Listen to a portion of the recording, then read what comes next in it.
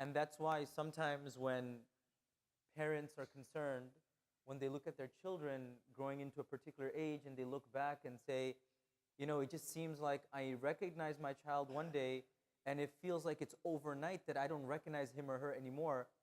That's not true. Changes happen very subtly. And that is why, as Muslims, when we're surrounded by things that are unhealthy, that are toxic, that are haram and problematic for our faith, the change can never happen overnight. It happens slowly. What do I mean by this?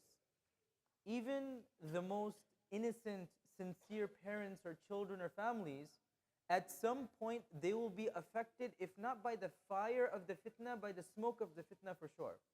I'm driving, there are ads everywhere. I walk into a store, I'm listening to music behind me. Even if I am not intentionally doing something, unintentionally, by way of just existing here, there are things that are coming my way. Give you an example, you could be listening to a lecture on YouTube, and then an ad comes. For 5-6 seconds, you have no control over what that ad is. Your intention is good, but there's a change, and you'll think to yourself, this is something small, no problem. Then the next time, again, nothing small. But as it accumulates, and you look back on it in 1 or 2 years, and you realize, where was my heart, and where is it right now? So it's important to understand that never trivialize, never look down on the negativity around us. What do I mean by this? Sometimes a child would want to do something, and then the parents will have a conversation and say, listen, this is only one time. It's not a problem. Don't worry about it. This, that.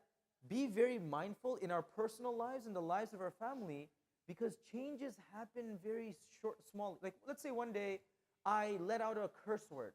My son lets out a curse word. And I think, oh no, it's out of place. This is not normal. But slowly, a culture begins to become developed.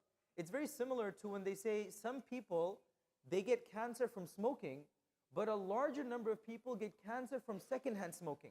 Just by being around people and inhaling that smoke, it's going to affect me. And the world that we live in today, there's a lot of secondhand smoke for our hearts. And we realize it, don't realize it, before you know it, we're going to take a turn, and we're going to look back 3-4 years and wonder, you know, subhanAllah, I used to be able to concentrate. SubhanAllah, I was never into this, never into that. Where have I come today?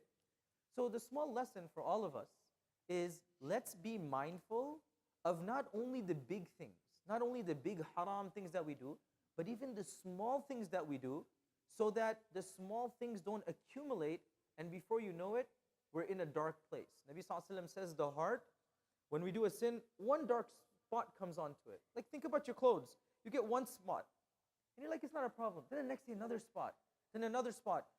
If you leave it like that in 1 week, the entire cloth is already dirty. Our hearts, we see something, we listen to something, and we're like, yeah, it's not a problem. There's a dark dot over there.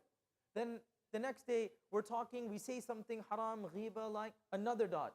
Then my friends are like, hey, let's go out to the movies. And I'm like, it's not a big problem. I've never done it before. Let's go. Another dot. And then my friends are in their car, they're blasting music, and I'm thinking, you know what, they're my friends, nothing's going to happen. Another dot. And then before I know it, within 2-3 months, I'm wondering, what's wrong with my heart? I can't think of doing anything haram, but accumulated, eventually my heart gets involved. May Allah subhanahu wa ta'ala protect us. May He make us aware of even the small changes in our lives and protect us from the ploys of shaitan. Ameen ya Rabbil Alameen. Inshallah, after the remaining sunan, we'll have our weekly hadith dars. Everyone.